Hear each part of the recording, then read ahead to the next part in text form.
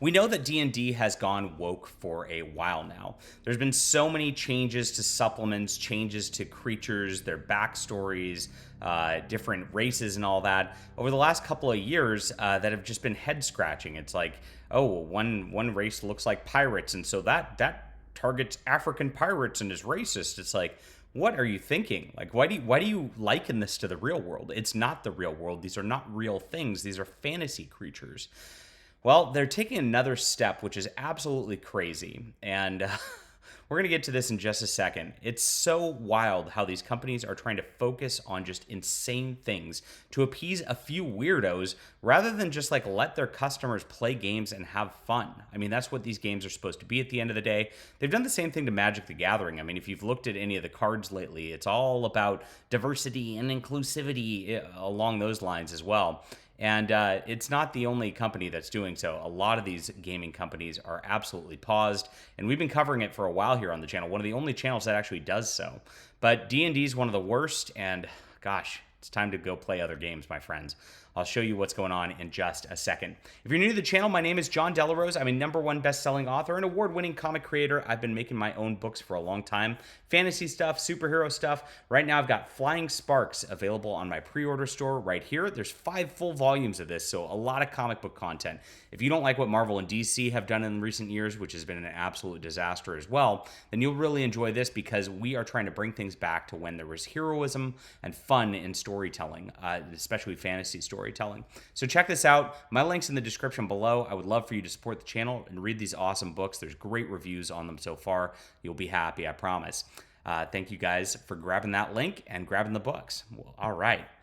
Here we are. Dungeons and Dragons now to remove half species from the player's handbook, claiming the idea is inherently racist. Oh my gosh. I got scooped again by Spencer because I was going to write this up and then I saw that it was already written up. This is what happens in the Bounding Into Comics offices here. It's a lot of fun. In their latest step towards their long march to lost profits, Wizards of the Coast has revealed they will be removing the concepts of half species from Dungeons and Dragons. They call it an inherently racist concept. Now, if you go into this article and actually read all the stuff they're saying, it's crazy. It goes way further than this because it's not just that they're doing it right here with just this one thing.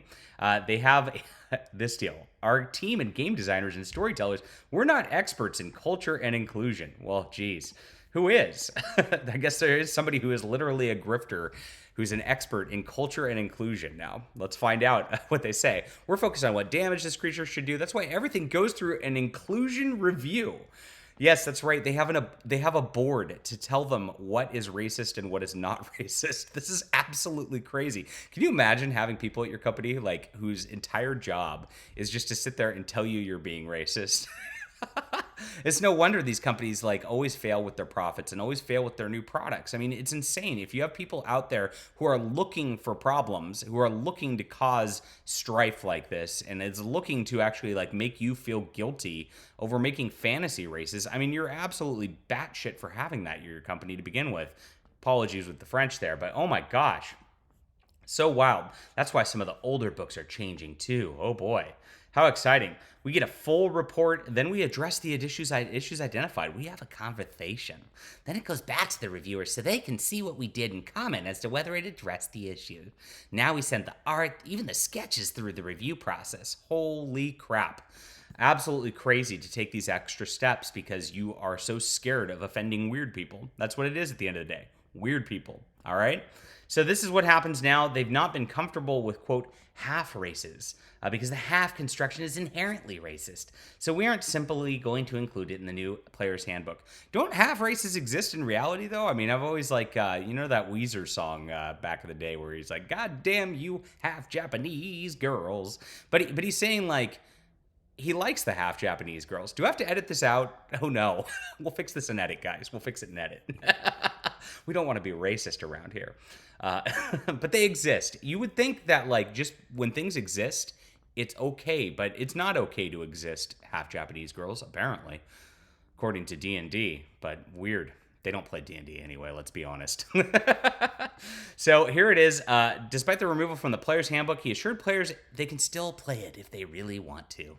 So I guess you can figure things out on your own, even though they're not going to be in the book anymore. But at least you're going to get some nice Lord of the Rings representation with diverse species. My God, it's such a wild world. I just can't believe companies actually hire people to do this full time. It's like, what world do we live in? I don't even know anymore. All right, leave a comment down below with what you think about this. Hit the like and subscribe button. And of course, if you want non-woke content, go check out my books. I think you'll enjoy them. Thanks, guys.